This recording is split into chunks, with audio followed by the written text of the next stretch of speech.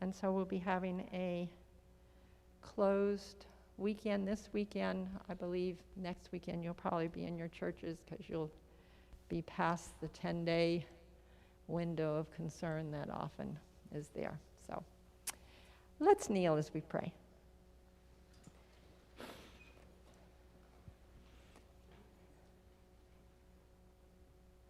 Father in heaven, we're thankful for your many blessings.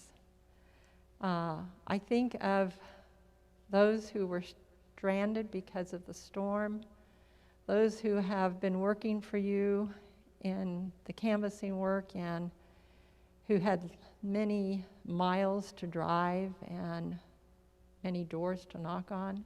Lord, we just thank you for your protection, your blessing on them and on us. I thank you for keeping our campus safe and for the lack of a power outage that we experienced.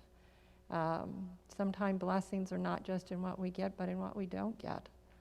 And I thank you for all of those things, Lord, and for the opportunity we have for our characters to develop in these more trying times. I pray that you will help us to seize the moment, to look at each challenge as you would have us to, and to give us your eyes and your ability to minister to others who are stressed and struggling and sick.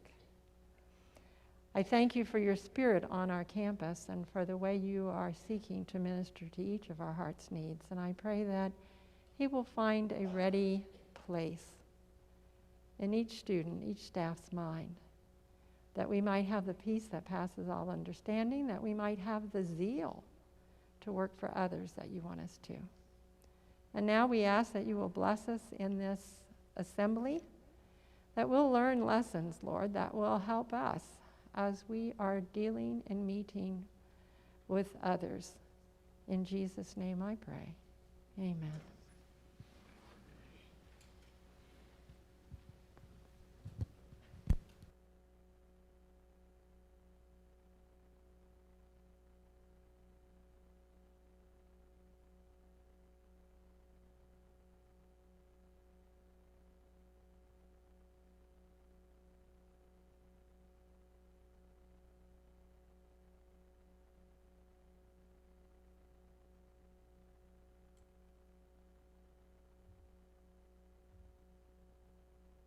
Good morning. Is this on? Okay. For how many of you is this your first courtesy week? Oh, there's a lot of hands. I'm glad to see that. Okay. For how many is it the second? Third? Fourth? Has anybody been here more than 4 times? Fifth? All right. So why are we doing Courtesy Week over and over again? Every Christian home, I'm quoting here, should have rules, and parents should, in their words and deportment toward each other, give to the children a precious living example of what they desire them to be. Purity in speech and true Christian courtesy should be constantly practiced. This is another quote. It is a part of the education given in the school to teach good manners. These kind of envelop the reason. You know, you may find some very mannerly people who are not Christians, but there should never be a Christian who is not mannerly, courteous. It puts a bad name on the Lord if we carry the name Christian but do not show courtesy or good manners. So we repeat this. Partly, I think we all need remedial learning in many areas of life. And for me, it's been fun going through the Courtesy Week. I've learned some things, and it's fun to be able to pass them on. Now, I brought this up here intentionally. We're talking about Courtesy Week, and I'm talking specifically about courtesy in public places, in public functions. This is a wonderful little instrument, when used correctly, it's a tremendous distraction and problem when it's not. So if you haven't turned yours on silent yet, please do that right now. And know that I'm going to be repeating throughout this talk regarding this little instrument times when it should be silent and best not seen. Where can I get it? Not seen. Because it gives the idea, it's so easy to even have it on silent and I'm glancing down. I've done it. I've been there. I understand. You know, it's amazing to me. When I was a young person, that's a few years ago, I did a lot of traveling, and my folks allowed me a fair amount of independence. And I can remember driving across the country, and of course they wanted to hear from me when I got to the destination, but I could be all day driving. They had no way of reaching me, I had no way of reaching them, and everyone was fine because there was no other expectation. Finally get to the destination and call from someone's home phone if I'm going to a friend's house, or a pay phone, those existed back then, and give them a call. We have become so dependent, it's like, oh my, I just missed a call. Oh no, well let me call them back quickly. This is a wonderful tool. Keep it as a tool and not as something that controls your life. So, having said all that, I'm going to stick it away again here. Well, so we're talking about manners in the public reign, in public areas. There are public areas where soft voices are very important. Can you name some public buildings where you should speak softly? Library, that's a good one. Another one? Church, that's a good one. Courthouse, that's good. That's good. Pardon? That's right. Yes. Museums, you are expected to be quiet. Actually, even when you go to a restaurant, you should at least keep the tone down. You don't want to be distracting from other people's enjoyment. So that's just courtesy, public courtesy, to have the voice soft. Now, I want to give you all a tremendous compliment, and that is in the realm of opening doors. I appreciate it so much when I drive up here and there's someone waiting to help open doors. So I'm going to commend you generally, and you know if the shoe fits, wear it. If there are 3 young ladies and 1 young man arriving at a door at the same time, yeah, who's supposed to open the door? Well, we know that, right? The gentleman is to open the door for the ladies. But let's say that you have 3 ladies of about the same age arriving at the door at the same time. Who opens the door? Pardon? It can be whoever gets there first, and just again, and you don't want to turn it into a fight over the thing, but again, it should be anyone's place. If you get there first, yes, open the door, hold it for the others going through. If there is a older man and a younger man, who should hold the door open? And that stands to reason. I think you'll have that down. I hope you'll also practice it. And I can tell you, I appreciate so much when doors are open. Thank you. So I'll say that. Now, there's an area of public cleaning, public responsibility. If you go, I don't know all the places around here, but let's say you go to a picnic area with your family or with some others, and you're leaving. Clean the area. It's something important to leave any public area cleaner than when you came, so there's never any question about you. If you're walking here on campus or you're in a classroom and you see that somebody dropped a crumpled piece of paper, maybe they threw it down, who knows, but extend yourself enough to bend over and pick it up. You didn't throw it, but be part of the positive force, not the negative force, in all of our public areas. So I'm going to move now to a situation, the manners in a wedding. There's a lot of things that I think you all need to listen up for. What does it mean, RSVP? Well, I can't hear everyone, but it's please reply, basically. It's French. Répondez s'il vous plaît. Please respond. So, first of all, if you get an invitation to a wedding, your name is on the outside of the envelope. That's an invitation. It's appropriate to respond as soon as possible. Why? One of the biggest things in planning a wedding, if you've helped someone before, and those that are married here, one of the big things is planning for the reception. And especially now with COVID, it's very tricky where there's restrictions on numbers. You have to figure almost down to the last plate how many people you're going to serve, because you're paying for every plate that you serve, and you have to stay within certain borders. It's getting very difficult for some people with their wedding planning. So you don't, listen to this, even though you know the person, you don't go to a wedding if you have not been personally invited. That's hard. Sometimes there's somebody you know, you'd really like to go to their wedding. Don't go to a wedding if you haven't been invited.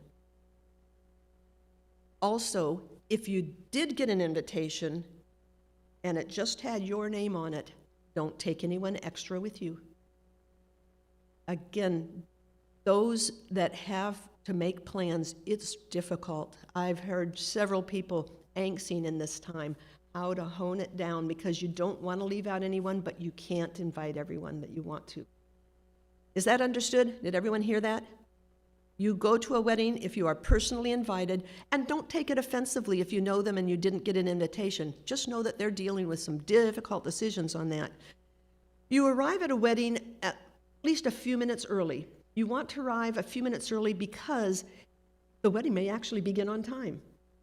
And there's nothing more annoying than to have people coming in last minute and they're getting mixed up with the wedding party that's waiting to come in.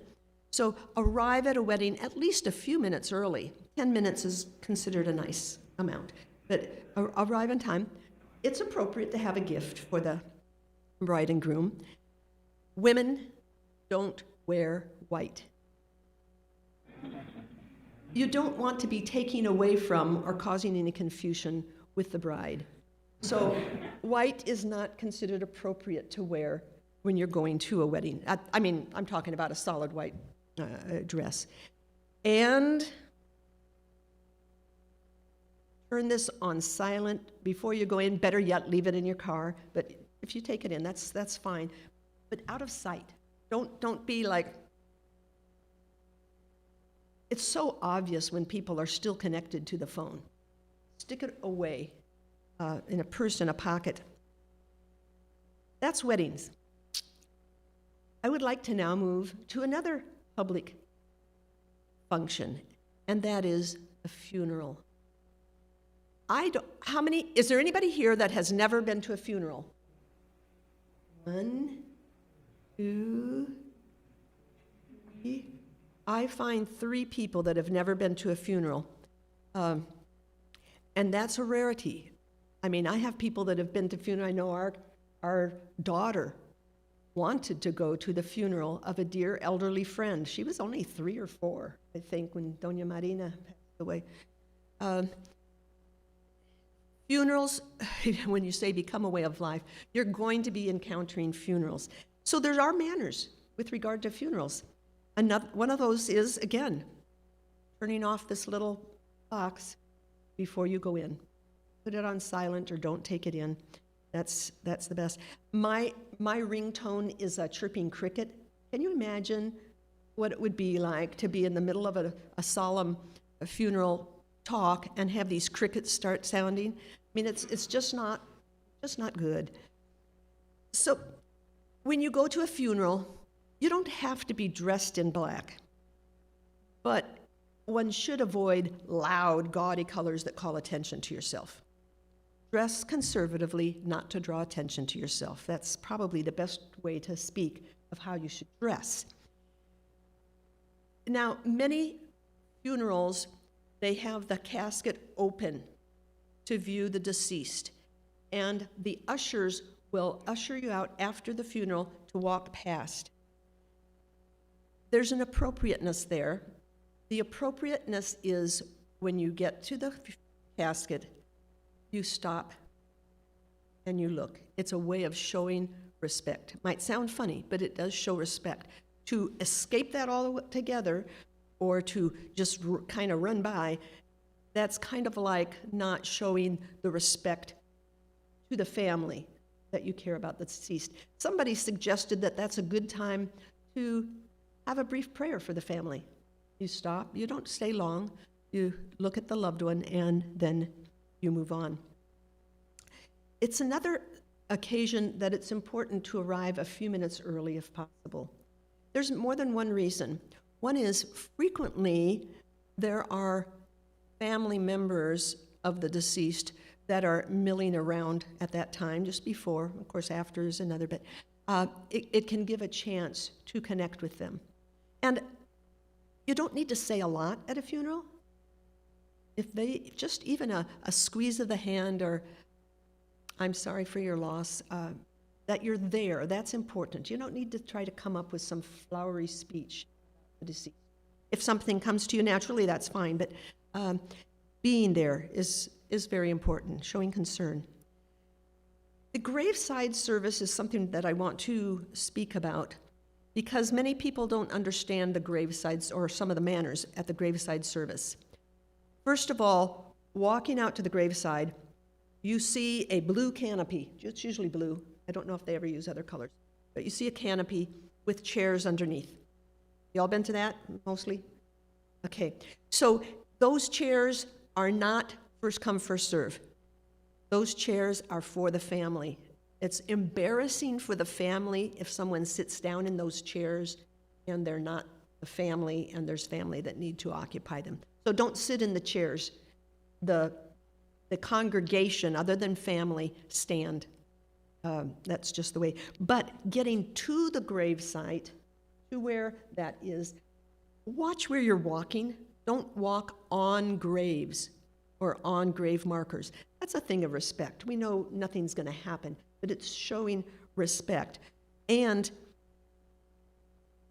it's a way of keeping the cemetery in good order. There usually are kind of natural paths between the rows.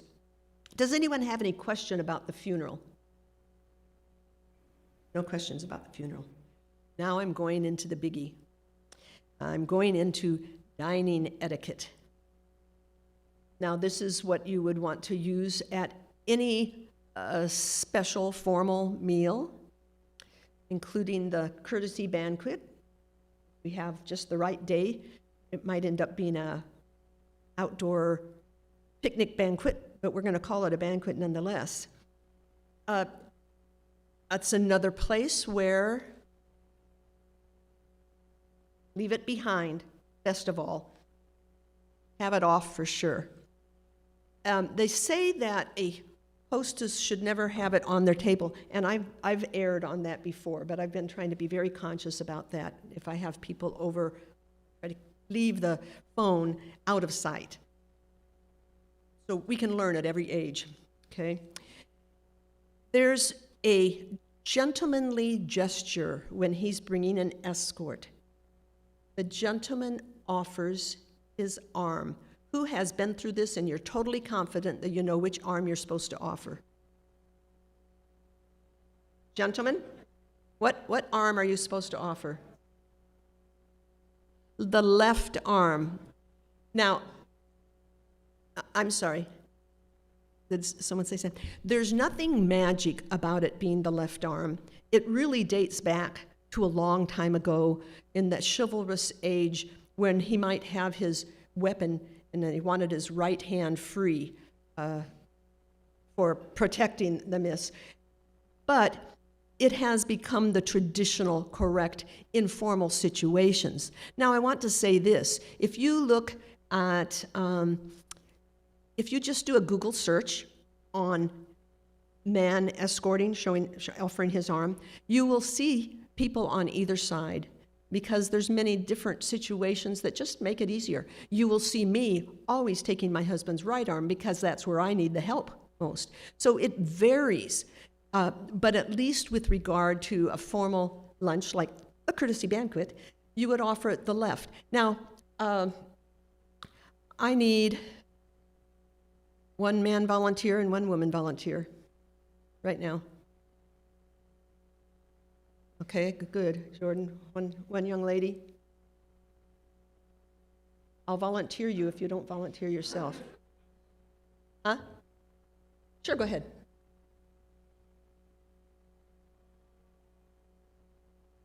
There's a... Okay. Okay, so what you're going to do is you're going to walk up to her and you're going to offer your, yeah.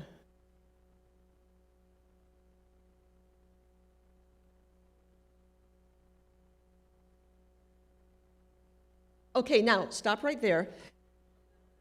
Notice you don't keep your arm hugged against you. You're extending it out. You did that right. You're putting it out. And the young lady does not stick the whole arm through. She just barely gets the hand through. So if you wanted to, like for me, for security, I would even just kind of hang on to the arm, but that's okay. Okay, now you're going to walk up here. And we're going to cover the next thing that's going to happen, or that could happen. So at a formal banquet, the host or hostess is going to indicate where you will be seated. And this is going to be her seat. So you come and stand behind your chair. You walk with her. And the gentleman seats the young lady. So you pull the seat out. Okay. Now kind of help him. Yeah, that's right. That's right. Good. Thank you very much. Okay, let's give them a hand.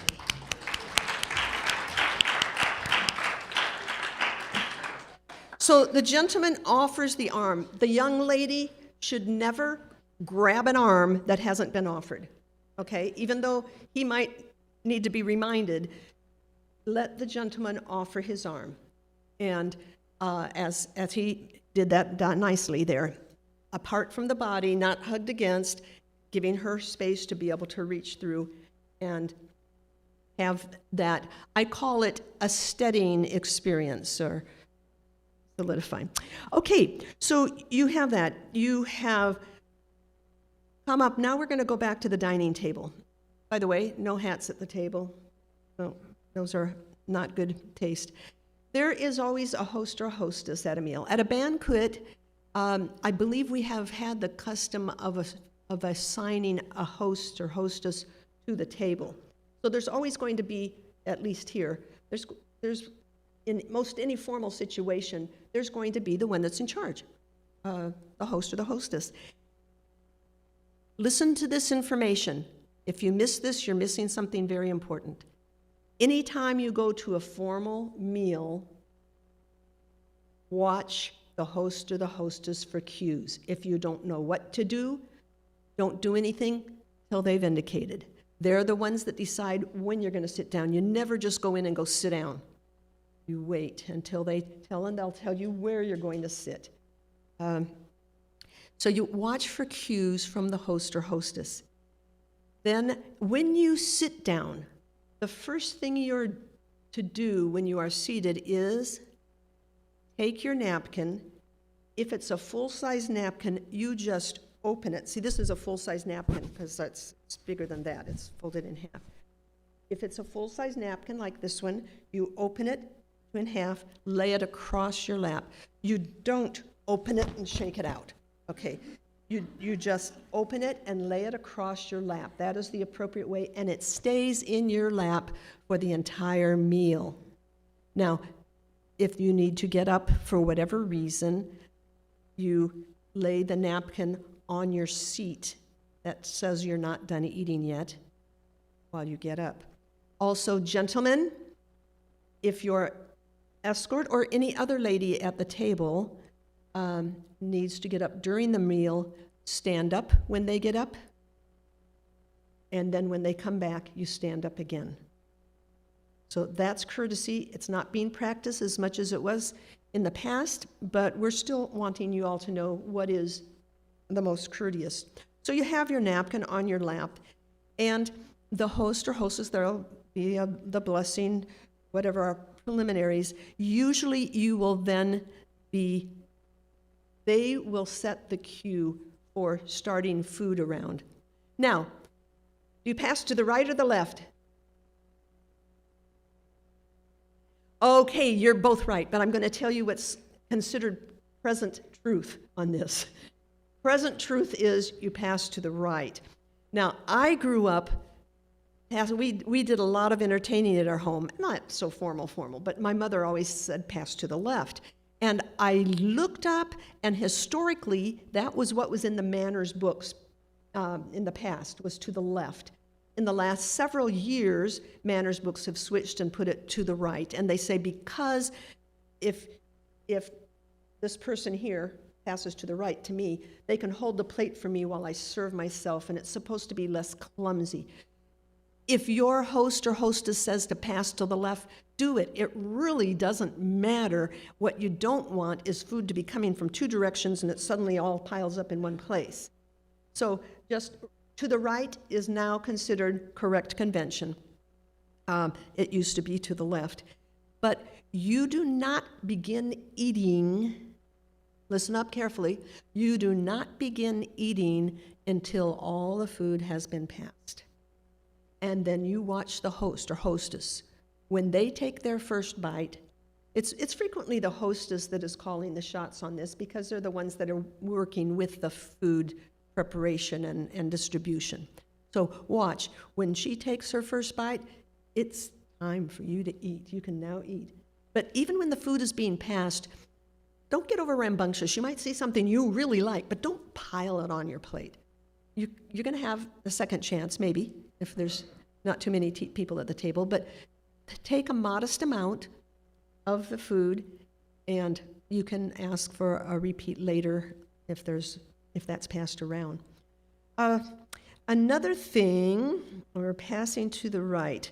Okay, when the food comes to you, you have your own forks and utensils. Don't use your own utensils to take food off of the plate being passed. Okay, use whatever is provided for serving that food. That's the way you want to do it correctly. Now, I want to talk to you a couple minutes about formal settings. How many here have been to a very formal meal okay. Can you see this at all? Okay, so if you get to a place and it's set up like this, I don't think our banquets are set up quite like this. We don't have all the silverware to do that. But if you can always do well to watch the hostess. What they use is, they're going to use the correct thing. But I can tell you that these setups are done so that you start from the outside and work in. So this outside small fork is a salad fork. At a very formal meal, you'll eat your salad, and then they take that fork away. The ones that are waiting on the tables, they take that away with the salad plate. This far spoon here on the farthest one out, that's a soup spoon. Frequently, soup is served as part of the appetizers beginning of the meal. So that soup spoon will disappear. So you work from the outside in. Now, if there is some drink provided and you're confused as to, do I take the drink over here or do I take the drink that's over here? It's the one that's closest to your knife. This is where drinks go. So if you have any confusion, you take the drink that's over the knife. This is a red plate there. Things. Now, if there's silverware over the plate, that is for dessert. Not every place does that. Some bring the dessert spoon or fork out with the dessert. But if it's over the plate, don't use that during the meal. That's for the dessert. Okay? I said you don't start eating until you see the hostess indicate. That's also true when it comes to dessert. I'm not going to call on anybody here by name, but I have noticed many people who don't understand that you wait until everyone at the table is served dessert before you begin. And then you only begin when the hostess begins. When do you start eating dessert? Oh, good. Okay. Pace your eating speed. I'm sure, especially with tight class schedules, some of you almost inhale your food. This is not, it's just not, when you go to a meal, when you're asked out, when you're at a special dinner, consider that a time to slow down. You want to pace yourself. It's not good to be the first one done and then sitting there twiddling your thumbs, but it's also not good to be the last one and everybody's waiting on you, because proper manners usually dictate that you wait till the last person finishes eating before they bring out the dessert. So pace yourself. Try to not be the first, but not be the last either. That's just an important thing. When you get done eating, you don't fold up your napkin, but you don't crumple it up either. You can hang it like this and just lay it down on the table. That's when you're done with the meal. You're done eating. But did you get that? Lay it down nicely. It's not folded, but it's obviously not crumpled. Your utensils that you've been using, never, never, never, never take a utensil that you've been using and put it on the tablecloth. No. You lay them on your plate when you're done eating. You just lay them side by side on your plate. There's some other rules about eating. One is, close your mouth when you chew. You ever eaten with someone that didn't, and they were eating, and yeah, it's just unpleasant. It's not appropriate. We would call it uncouth. It's not mannerly. It's never mannerly to take food from someone else's plate. Now, at home, if my husband's not going to eat something and I am happy to eat it, I can take that off of his plate. We're at home and we're not showing off our manners. But don't, at a formal thing, don't be taking food off of someone else's plate. Even if they want to share something, the more proper way would be, let's say that they got more potatoes than they wanted to eat and you'd be happy, would be to lift up the plate, move it onto the appropriate plate. But don't eat on their plate. Conversation at a table, especially in a formal setting, should include everyone at the table if it's a small table, or it would include at least the people in your immediate vicinity. It never should be exclusive conversation. This is a time for sharing, for getting acquainted better with people, and enjoying the whole process. Do y'all enjoy eating out?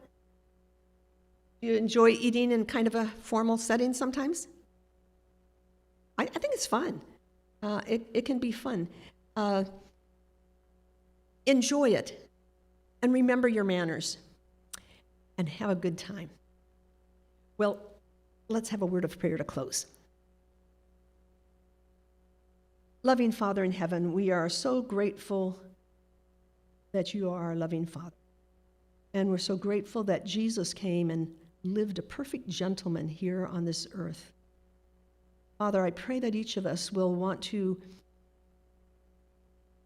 live in such a way that our manners show Jesus in everything that we do and everything that we say. Be with each student and staff today, and I thank you in Jesus' loving name. Amen.